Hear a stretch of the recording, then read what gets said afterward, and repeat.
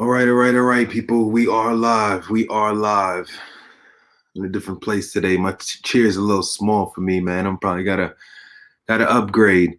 But in the meantime, we'll go ahead and handle this live. We'll knock it out.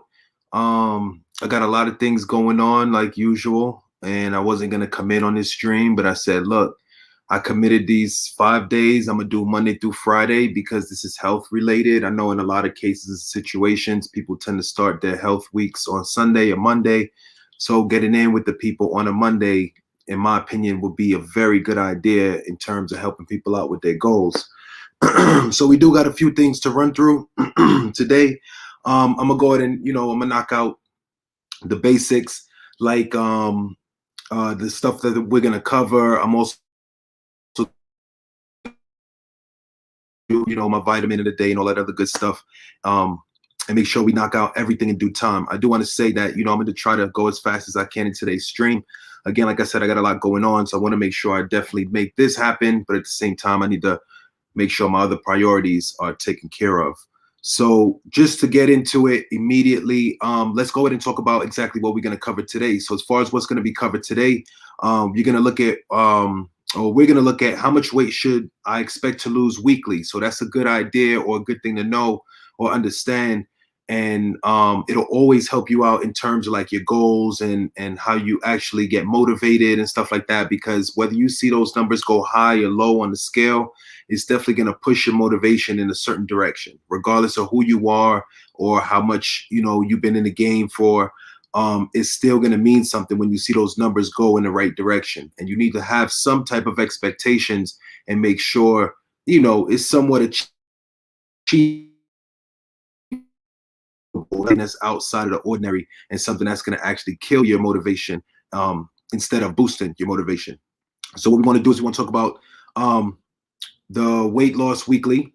We also want to talk about the best time of day to work out, so we'll tap into that, which is, I think, is very important, and everybody be a little bit different.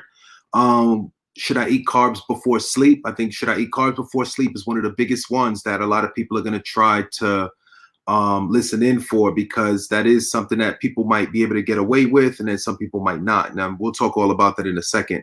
As far as our vitamin, today we're going to roll with vitamin E.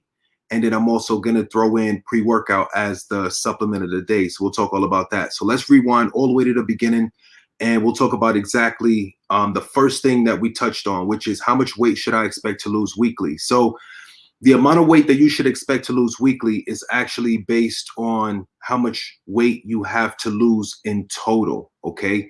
So when we think about loss, how much weight should we lose weekly? If you have 300, 400, 500 extra pounds on your body, you could guarantee and expect to lose a lot more weight than somebody that's only trying to lose 20 pounds. Now, when I say they're trying to lose 20 pounds, that is because they're dealing with a smaller frame. They're dealing with a lot less weight to get rid of. And if that is ever the case, for the person trying to lose 20 pounds, looking at anywhere between 2, 3, and up to 4 pounds in a week could be something more along the lines of what would be considered to be normal. Whereas someone that weighs 3, maybe 4, and even up to 500 pounds, considering what they would lose in a week is a lot different, because they have so much to lose. The chances of them losing a lot more weight on a weekly basis is a lot higher. You would see things like this if you're familiar with the show, such as like Biggest Loser or anything like that. What you always notice what will take place on those shows is you see those individuals come out, and they usually have a good bit of weight, somewhere anywhere between 2, 3, maybe 400 pounds working with. So with that heavy of an amount of weight that you're dealing with, when it comes down to what's expected weekly, you could definitely count on and consider those numbers to be a lot higher than what you would see for someone that's looking to lose 20 pounds and they're somewhere around about 20 pounds overweight. So that's the one thing that I would say, that's just to start off with. All right. So when you think about considering how much weight you want to lose, think about your body type, what you're actually working with.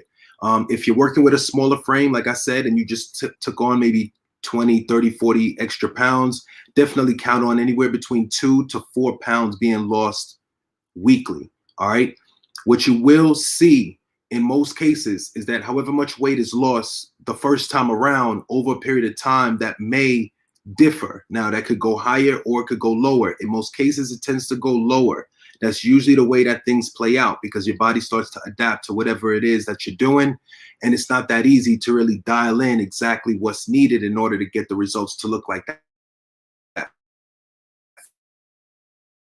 Okay, that requires a lot of experience. You would definitely need to know what to change, sets, reps, and things like that. So on a weekly basis, definitely you could, you could see anywhere between 2 to 4 pounds. And as long as you're playing your cards right, you can always expect to see either the same results or better results, but it won't be out of the norm if the results tend to go down. All right, so you might see yourself losing 3 pounds first week, 2 pounds the next week, maybe even down to like 1 pound the following week. And then maybe you might even drift into a stage where you're not losing any weight. That would be considered to be a plateau. At that point in time, you need to change something in your regimen in order to make your results continuously go in the right direction.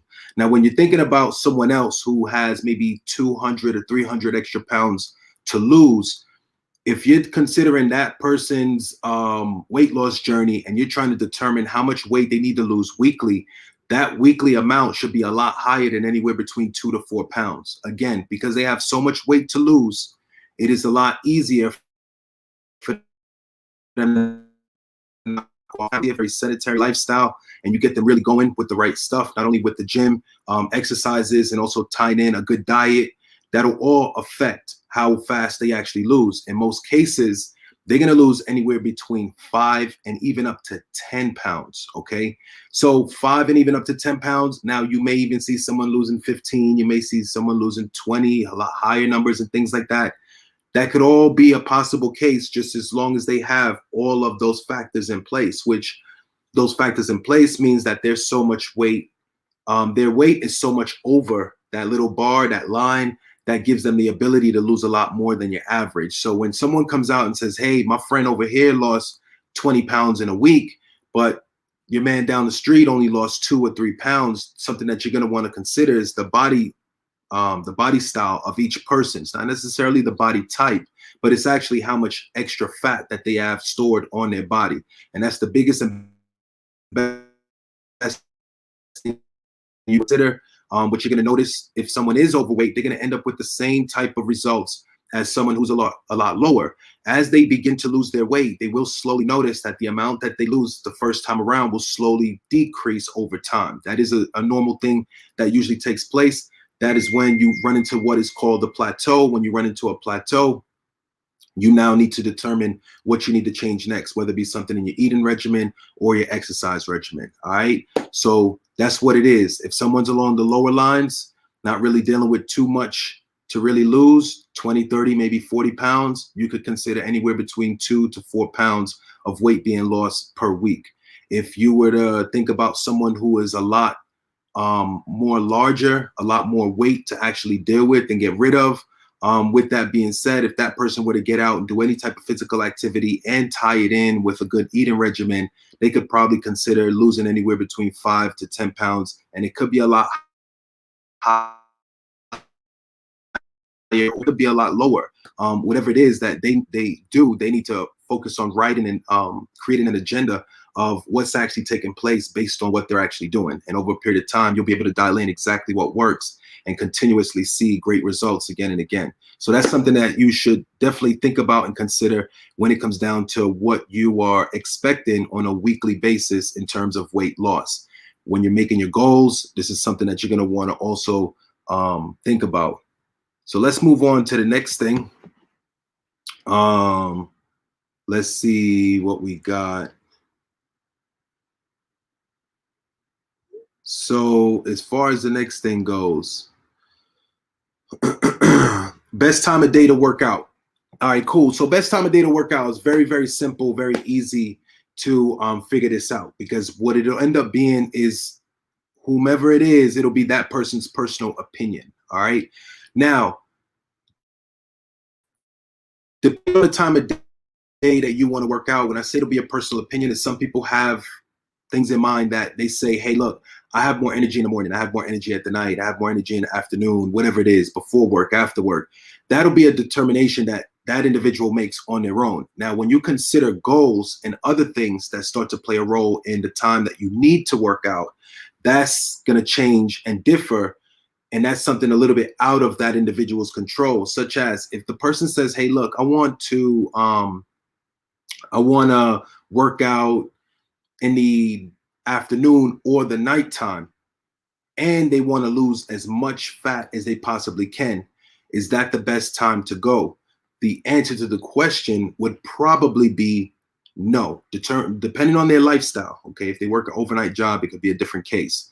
But in most people's cases and situations, when it all boils down to it, if you sleep all throughout the night, okay, and you wake up fresh on a fasted stomach, fasted state, because you've gone so many hours without eating, if you were to get into the gym and do any form of training, whether it be cardiovascular activity or it could actually be weights, it'll usually result in your body losing more fat at the end of the day. So if someone is trying to lose as much fat as possible and they're trying to determine when is the best time to go, when is the best time to go to the gym, if they were considering going in the afternoon or into the evening hours, that's not going to be your best bet. It'll more so play out better on your part if you actually go in the morning time.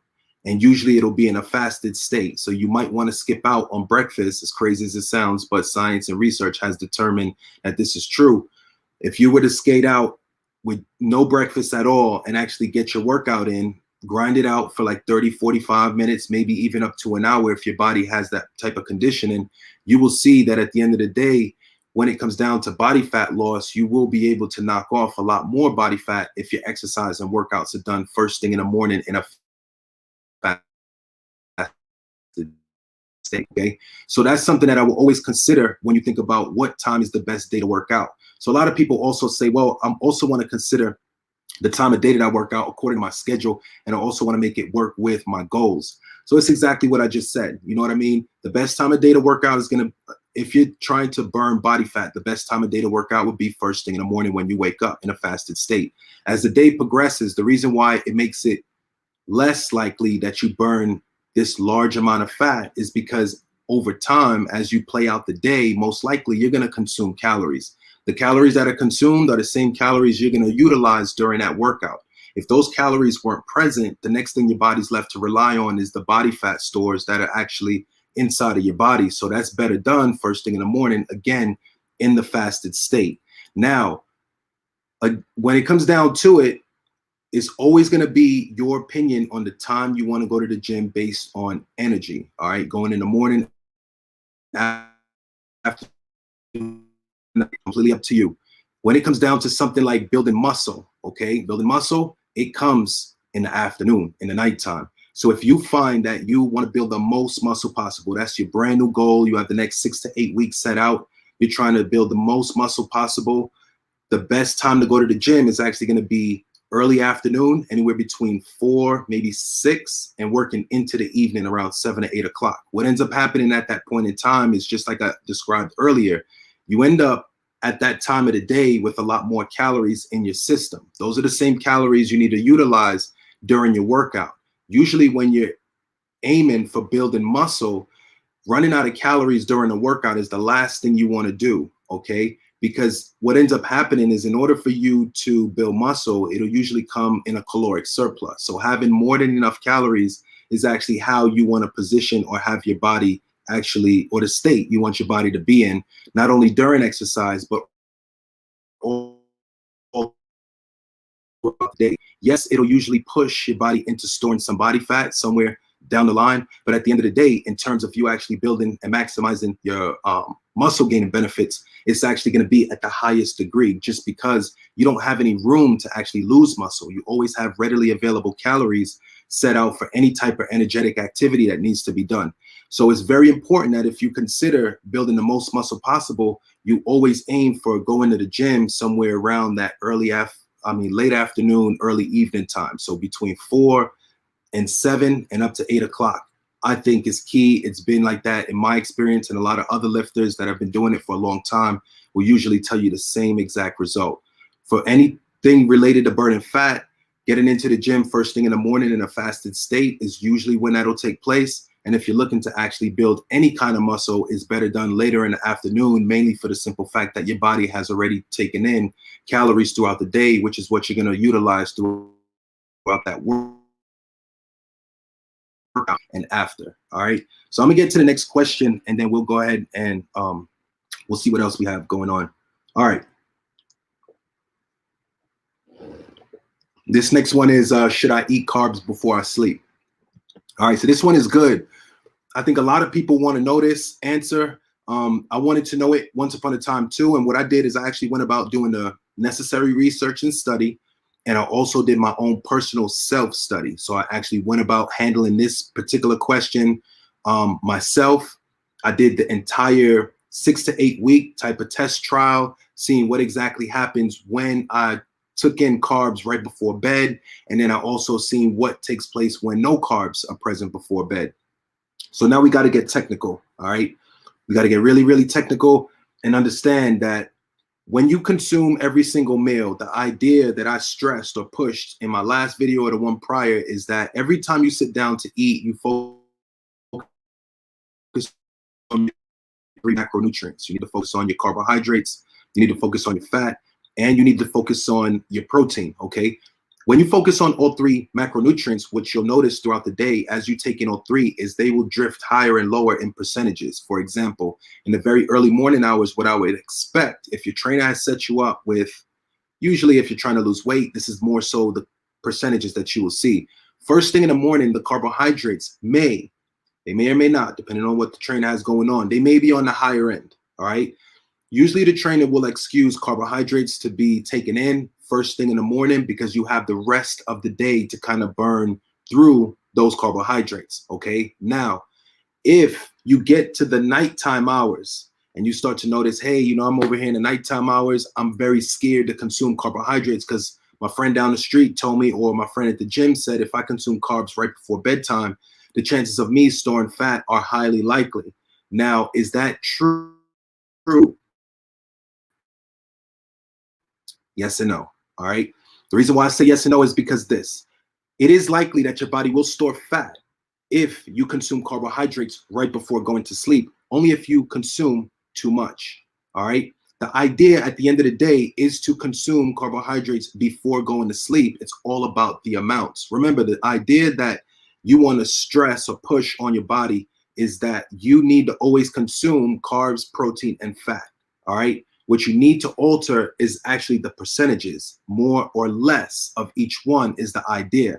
So when you wake up first thing in the morning, you want carbs, fat, protein. How many carbs? A lot more than what you would take right before going to sleep. Right before going to sleep, you want little to no carbs. Why do you still want carbs? Again, your body needs all three macronutrients to operate and function in its most best state, best condition, okay? Optimum levels. That'll come with the three macronutrients being present. So the idea is to consume carbs. You don't necessarily want to leave them out entirely. You just want to consume a small amount, okay? 1, 2, 3, 4, 5 grams of carbs is really not going to hurt you, especially when you think about things like a cup of orange juice having over 23 grams of carbohydrates in a small cup of orange juice.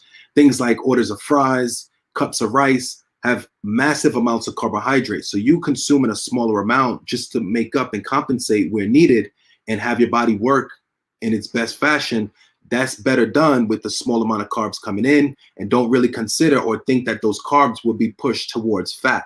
So that's one way to think about it, okay? You don't want to consume the carbs in excess right before bed, but you want to make sure they're present.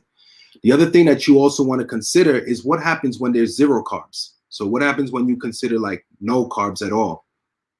So what happens with no carbs at all is you will have a similar effect.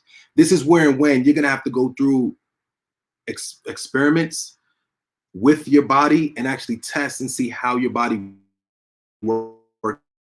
I'm going to tell you the difference between my body and my wife's body. We're dealing with two different body types, two different genetic makeups. With her body, she actually works a lot better with almost no carbs. She can even get away with no carbs before going to sleep. And that's usually the way that she can successfully knock off the pounds, knock down the body fat, and she still maintains her muscle to a degree. Now, with myself having a lot more muscle and my body needing more calories, my body actually works better if I actually consume carbohydrates before going to sleep, okay? I don't wake up as I mean, literally, what'll end up happening as I sleep without the carbohydrates because they're not present, it's almost like my body's left to rely on whatever excess calories have been taken throughout the day.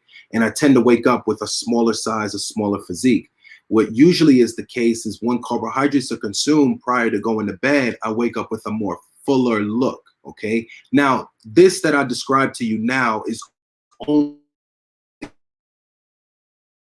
done and only seen if you're in the midst in the process of working out. Okay, if you're not working out at all and you don't have any muscle breakdown in general, then it's very hard to see exactly what I'm saying. What I'm saying usually takes place when you actually have some muscle broken down and you think about or consider consuming carbohydrates right before sleep. The carbohydrates that are consumed right before sleep are usually the carbs that are going to be the ones that go in towards muscle repair. When you're thinking about or considering muscle repair, that's definitely going to happen only when carbs, protein, and fat are actually present. All right. So the idea is for you to actually consume carbs, protein, and fat. Just watch the percentages of each one. In the morning, what most trainers, people out there generally will tell you is that you would be excused to have more carbohydrates in the morning time because you have the rest of the day to burn it off. As you get closer and closer to the evening time, you want to make sure you drop back on most of those carbohydrates that were consumed in the daytime, and you want to go with little, maybe next to none, depending on what your goals are and how you have things laid out. If you're considering building as much muscle as possible, maybe having a little bit more carbohydrates might be something that you would consider before going to bed. All right. So that's going to sum it up. I mean, I think that does it right there in terms of like what really makes sense with how many carbs should come in before bed and stuff like that. I think that makes a lot of sense to me. Hopefully it does to you. And the idea is just to make sure that if carbs come in before bed, more as soon as you wake up and less as the day progresses on, if your goal is to decrease body fat. If your goal is to build muscle, just go the opposite route. All right, let's see. So the next thing I want to dive into real fast is we're going to get into this vitamin E deal. All right. So what we're going to do, we're going to fly over here to my share screen, and then we're going to talk about it. So what we have here, I mean, I'm not sure if you can see. I'll go ahead and read it out to you so you can kind of get an idea of everything that's going on. Today's vitamin of the day, vitamin E. Okay, I'm going to talk about the benefits. Right here it says vitamin E is a fat-soluble vitamin that functions as an antioxidant. All right, it may decrease your risk of heart disease, certain cancers, vision problems, and brain disorders. One of its key functions is to keep blood vessels dilated and prevent clots from forming in your blood vessels. So right here, you also have another question that I would imagine people will frequently ask. It says, what is the benefits of taking vitamin E? I'm gonna go ahead and click the drop down for you so you can see and read along with me. It says vitamin E supplements may prevent coronary heart disease, support immune functions, prevent inflammation, promote eye health, and lower risk of cancer.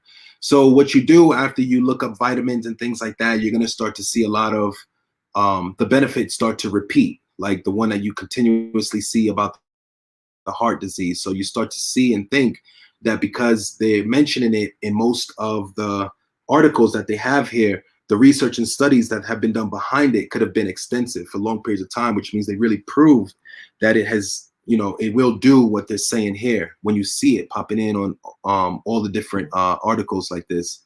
So what's going to happen here? So it also says that talking about vitamin E, how much should you take a day? I really don't want to dive into that, without being a doctor, without being your doctor. That's not really something that I wish to really touch on. I think vitamin E, regardless of if there's a cap, a certain amount where you just never ever want to go beyond. I don't know. After working with the human body for so many years, I've seen people break small barriers that have been created by things like Google and stuff like that, and they've been very successful in what they're trying to do. So for me to kind of click into this one that says how much vitamin E should you take daily, something that you would have to decide to determine on your own based on your goals and what you have going on. If this is something that you notice taking a larger amount helps you to see better results and not have any side effects or repercussions behind it, then feel free to to continuously taking it as you please and whatever works for you. You know, I'm not a doctor. I don't really want to tell you that much. So with that being said, that's kind of my thing. Who we have in the building? Andre Animation. Hi, I have a question. Have you work? Have you work out? You work out. Are you asking? Have I worked out? Have I worked out? I'm actually, if it's have I worked out, I'm actually getting ready to go in now to work out.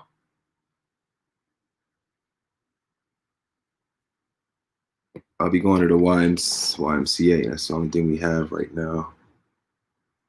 Times are rough. You're a very cool man. Okay. All right, cool.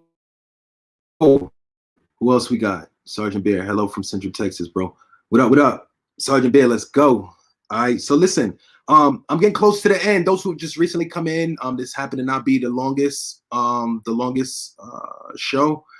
I'm looking to improve on it. You know, a lot of what I've done today, I'm looking to make it better. Have you bicep? Have you bicep on your animation? Have you worked out? Have you bicep? I think this person's might. Are you trolling?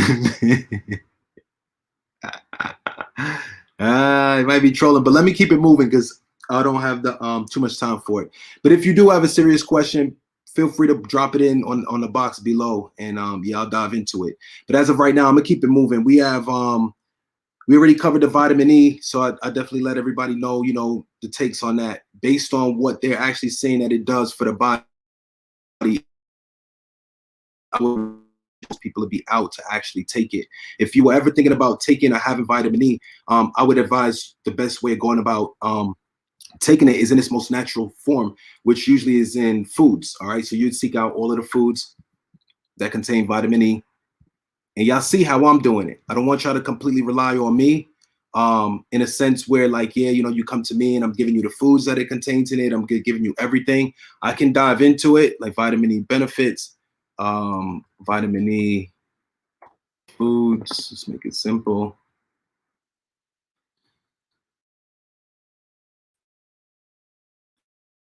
At a vitamin E food list right here, it actually says, let me see, I'm gonna get the share screen up.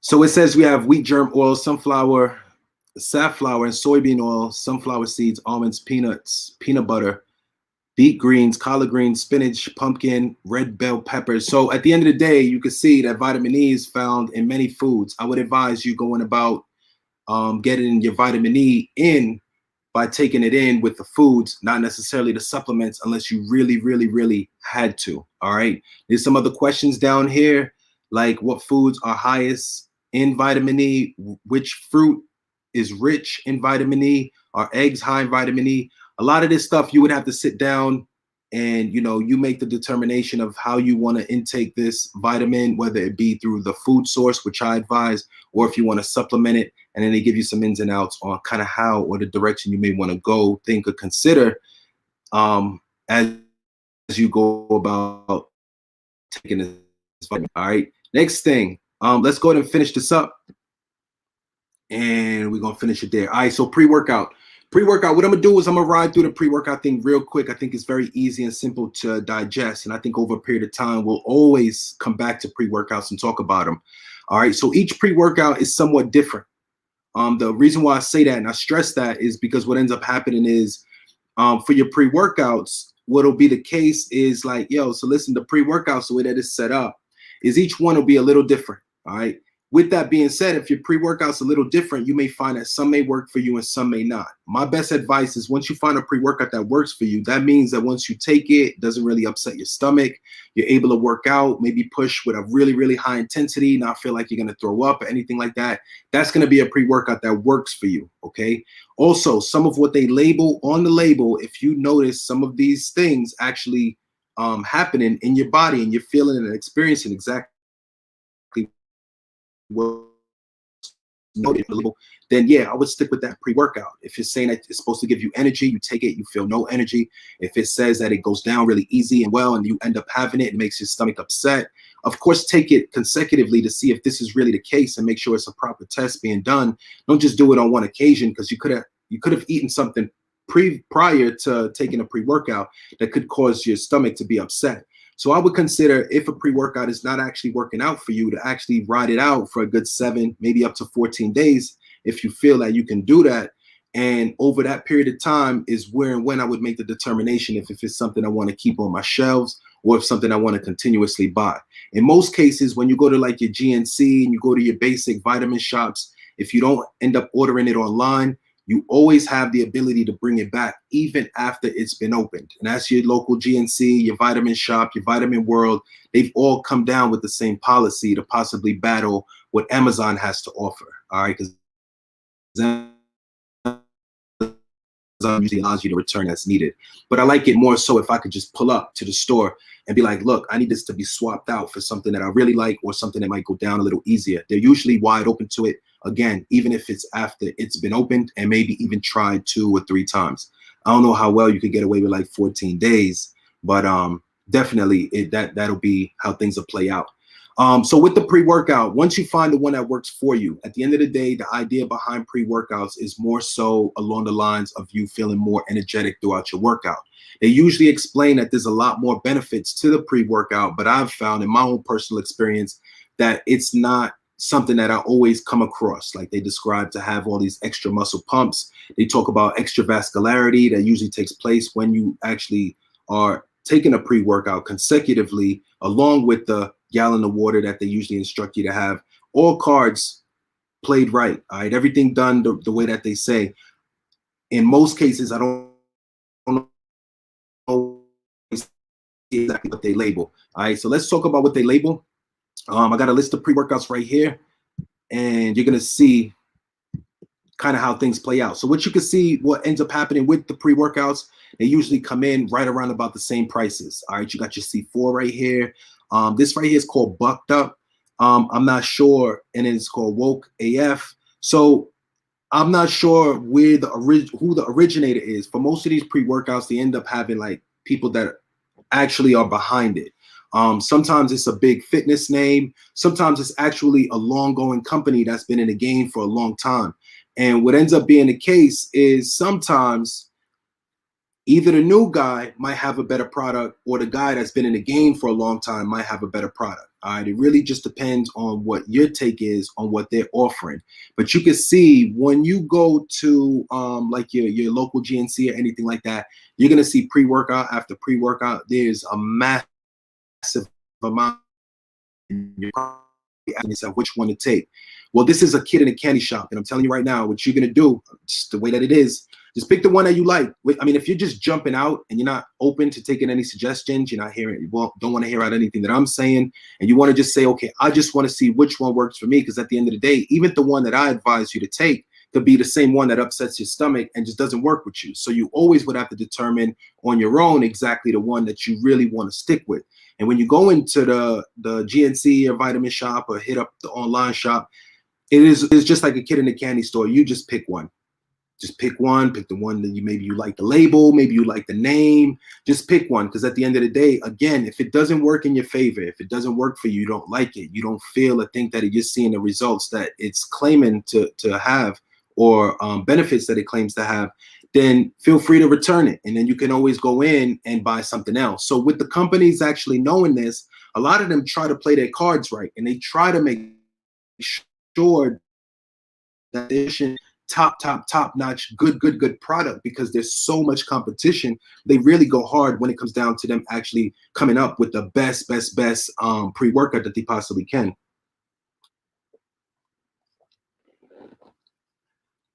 So my pre-workout right here, you have Ghost, you have Project One, you have ATH pre-natural plant-based pre-workouts. It's a plant-based one. You got the Bucked Up, you got the C4 Cellucor. And then the list goes on. I mean, it could go on and on and on. Over my years of working out, my experience with pre-workouts, again, has just been that exactly. If you decide to take one, make sure it's doing everything for you that is on the label. Now, what you will find in a lot of cases is that a lot that they claim on the label may not actually be happening.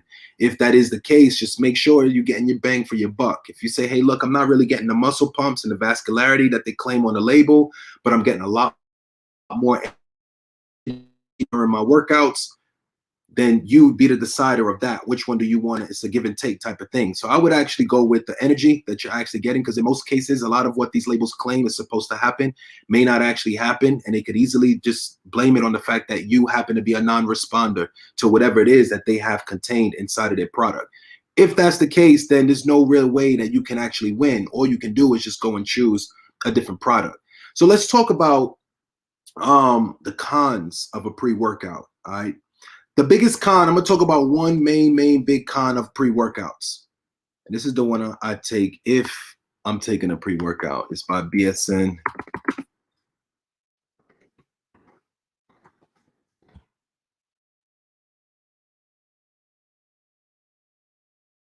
Right. NO Explode is the pre-workout that I've taken for a long time.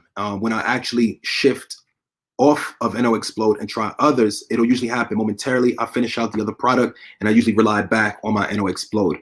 That is the name of the product. You'll find that they all have these little cool names that they like to roll with to get your attention. This one happened to get my attention many years ago, and I've used it over a long period of time. Now, throughout this long period of time, like I said, I've dived into other pre-workouts and seen kind of how they work, but this one has worked so well for me that I always ended up going back to it as my go-to instead of ever finding a new one and then just kind of pushing my NO Explode to the side. So this is the one that I kind of, I stick with. You can feel free to try it out. If it works for you, stick with it. If it doesn't, then don't. You'll see a lot of people will talk about this is an old school product that used to be big on the market. BSN is the company, and they used to run things back in the days, I would say the early 2000s, especially when Ronnie Coleman was a big spokesman for the company. It really took off. It really took off. And they were really focused on their product, and I thought they really delivered at that time. And I thought throughout all these years that have passed, they never really fell short on what they were delivering. So I stuck with them. And if you like what they delivering, yeah, man, hit it up. They definitely working with some powerful stuff. But again, everybody's a little different. So let's talk about the cons on pre-workouts, because there are some cons at the end of the day. Some people might think, hey, what is the issue with actually taking a pre-workout and actually gaining more energy? You know what I mean? So at the end of the day, it's like it's exactly that. What it'll actually play out as is like this. If you're already accustomed to a certain workout, right? You're already accustomed to a certain workout. Let's say you bench press. Let's make the numbers simple. So let's say you bench press 100 pounds. If you bench press 100 pounds, right, on a normal routine basis, and you notice that when you take a pre-workout, you can actually bench press 30, or you can actually bench press that 100 pounds 20 times instead of 15, or 30 times instead of 20.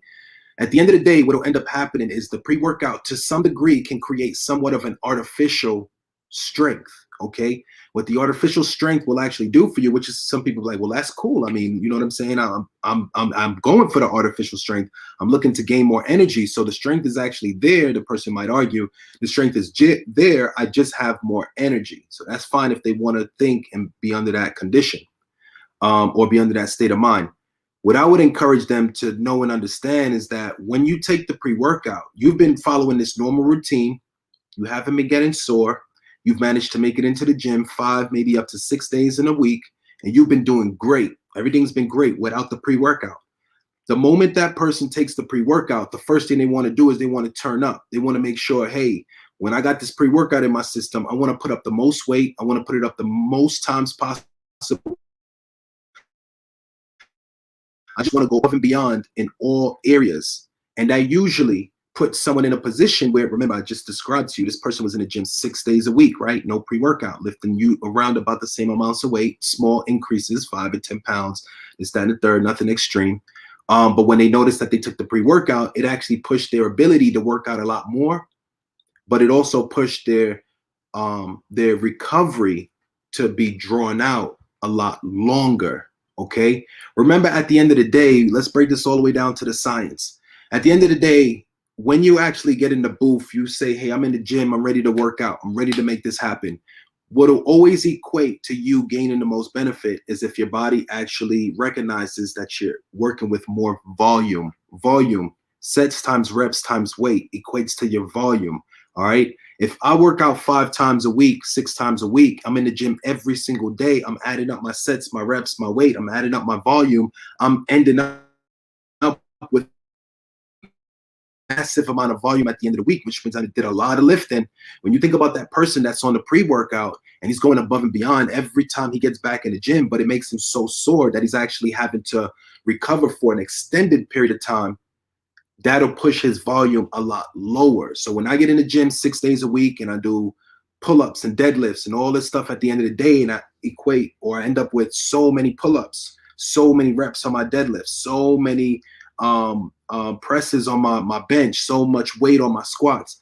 At the end of the day, I'll end up with all of that over a 5 to 6 day span. Whereas the guy who's constantly on pre-workouts, trying to go above and beyond, pushing his body into a condition or a state where it's constantly always sore, and that soreness plays out for 3, 4, 5 days at a time, that guy is only making it into the gym maybe 2 times a week, whereas myself or my client would actually be in 5 or 6 times. So now you're probably saying, all right, Mark, well, I mean, all right, see, well, you actually took it and you steered it the path, and I almost feel like I don't want to take pre-workouts. So at that point in time, you'll say, all right, well, that's not necessarily a direction that you need to go down. So pre-workouts are usually something that I excuse and I'll advise people to take, but I usually encourage people to take it only when they're under certain conditions. The conditions that you need to be under is exactly the conditions that the pre-workout labels. And the main one that I usually like to zero in on is the area of energy. When it comes down to energy itself, all right? So when you're looking at energy, what it end up being is that if you are feeling not all that much energetic and you feel like, man, I just will not make it to the gym unless I actually work out, that's the only way I'm going to make it into the gym, then yes, feel free to have the pre-workout. Now, let's think about it. The conditions have to be like handled accordingly. You know what I mean? And when I say that the conditions have to be handled accordingly, this is what I'm talking about. If you get 8 hours of sleep every night and you consume 500, 1,000 calories, whatever that number is, you consume the same calories, you get the same amount of sleep, and you do that Monday through Friday. But on Wednesday, you just happen to be a lot more fatigued than normal. That's not a day where I would take the pre-workout exactly. My personal opinion. That's not the determining factor on when and where I would take the pre-workout. My actual time to take the pre-workout would actually be if my conditions are a lot more extreme. So every single day I get 8 hours of sleep every day, but something happened on Wednesday and I only got like 4 hours of sleep. There's my open invite to me actually taking the pre-workout. So I know the benefit that it'll give me in the area of energy is something that's needed because I'm not all the way up to par in what I'm actually doing or trying to do in terms of like my caloric intake or energy, whatever's going on. So yeah, I would definitely consider only taking my pre-workout if my conditions called for it. If it doesn't call for it, you will have days that you just don't feel as energetic. Once you get up under the weights and it's enough weight, you slide up under 300-400 pounds and you need to squat that, you're not going to get sleepy at all. You're going to immediately wake up and get busy real fast, real quick. So my advice on the pre-workout, in terms of it having a negative benefit, just be mindful of it pushing you to a point where you work above and beyond your normal ranges, and make sure that doesn't push you into a state where you're in a condition where you're recovering for 3, 4, 5 days at a time. Because at the end of the day, what determines you seeing and gaining the most results will be those who have the most volume contained in their routines. And your volume will not be high if you constantly focus on doing workouts that are always above and beyond. It'll usually push you into possible chances of injury and also push you into a state or condition where, yeah, you're gonna get to a point where you're constantly recovering and not actually able to actually do things normally. But outside of that, like I said, pre-workouts are not that bad. Just it's all about how you use them. All right. So as far as today's show goes, I'm going to sum it up right there. I think that is it. Hopefully everybody enjoyed. I made sure to include some other stuff like we did. We kind of went with the share screen, decided to kind of dive into more vitamins, minerals, got more detail with how things play out. I think it was a good show today for the most part. These are all, you know, information, truth bombs that you can take with you.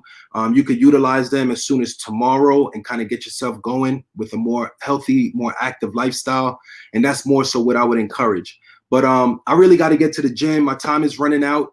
I hate to make it a lot shorter than possible. What we're doing Tuesday, for those who happen to come out, I'm going to end up determining an exact time that I actually have the show. That'll come sometime in the near future. But as of right now, I am focused on just getting in Monday through Friday. So on tomorrow's show, I'm gonna have I'm gonna have more questions that will cover and go over things that'll help you get closer to your goals. And I have cooking in mind, and I'm thinking and considering to have cooking playing out every Tuesday. I'm not exactly sure of what I'm gonna have on the menu, but that'll all be determined. I did get a few comments about my cooking session, that actual show that I did, and a lot of people said that they liked it. So I feel like that's something I want to possibly do in the near future, is actually have a cooking session on Tuesdays as of right now, and possibly in the near future have it more consecutively throughout the week. I would do it every day, but the cooking session does require a lot. What also I'm leaving out today is the exercise of the day. I will be sure to make sure that is included in tomorrow's session. What we'll also have the ability to do is share the screen. Once I share my screen, I can also type in and show you the exercises of me doing it. I'm gonna do it myself, which I want to make sure I show everybody, but also want to get you to see different people doing it under different conditions, different places, you know, whatever, anything that'll help out. But other than that, let me get up off this one. Thank you everybody for coming out. Hopefully you gain as much knowledge as you can off of this video, and much more to come. Y'all stay tuned. Please, everybody, feel free to drop a like and leave a comment. Let me know if you have any questions. If you would like to donate, the links and everything should be in the description below. If it's not there now, look out for it sometime in the near future. If you get in and you really want to donate at the moment and you don't see those links, feel free to go into a video that I've done a lot earlier, somewhere maybe a week ago, a few days ago, and it should have all the links in the description below. But other than that, I'm gonna get on out. Sergeant Beard, thank you for coming out. Anybody else who has not made it, thank you for coming. When you come at a later time, look out for me tomorrow. Tomorrow we'll dive into the cooking session, exercise of the day, and I'm gonna have some questions that cover, and hopefully this will get you all closer to your goal and closer to that more healthy, active lifestyle. Y'all know what it is, man. CG, I'm gonna get up off this one.